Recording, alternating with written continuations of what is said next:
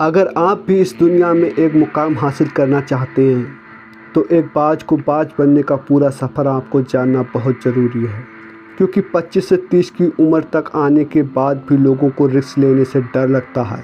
लेकिन एक बाज के जीवन की शुरुआत ही रिस्क से होती है।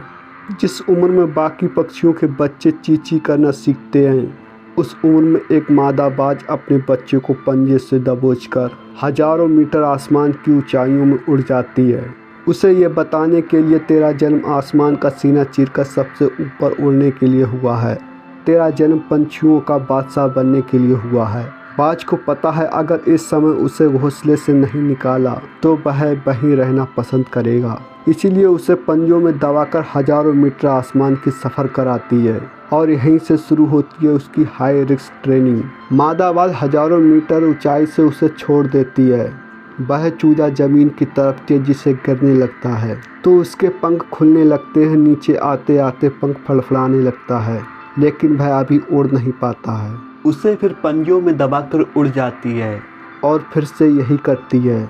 उसकी यह ट्रेनिंग तब तक चलती है जब तक वह उड़ना नहीं सीख पाता है। इतनी हाई ट्रेनिंग होने के बाद इस दुनिया को एक बाज मिलता है।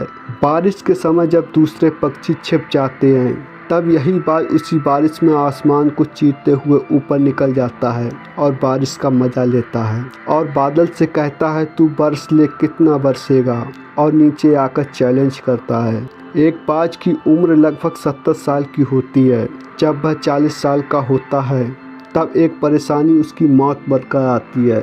जब 40 साल की उम्र में बाज की चोंच इतनी मुड़ जाती है वह शिकार नहीं कर पाता है और उसके पंख बहुत भारी हो जाते हैं, छाती से लिपट जाते हैं। उसका उड़ना बहुत मुश्किल हो जाता है। उसके पंजे लंबे और लचीले हो जाते हैं जिससे वह शिकार को पकड़ नहीं पाता है।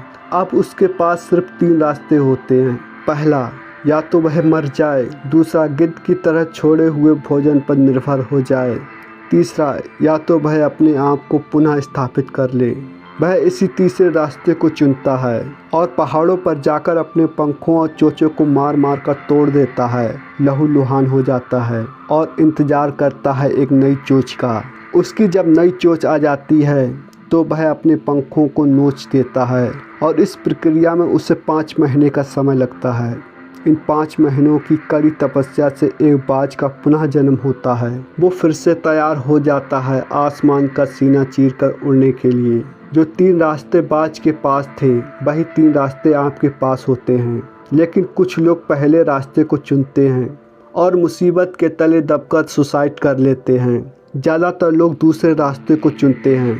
वे मुसीबत का बोझ पड़ते ही अपने लक्ष्य को छोड़कर नॉर्मल जीवन जीने लगते हैं। और कुछ लोग भी होते हैं जो इस मुसीबत को लात मारकर अपनी मेहनत के दम पर बाज की तरह आसमान की बुलंदियों को छूते हैं। दोस्तों, बाज की यह ट्रेनिंग हमें बहुत बड़ी सीख देती है। अगर रिस्क लेना है तो लो। अपने फील्ड में अपने आप को इतना ट्रेंड कर लो कि उस फील्ड में आपसे ऊपर उड़ने के बारे में सोचकर लोगों का पसीना छूट जाए। तभी आप अपने फील्ड के बादशाह कहलाओगे।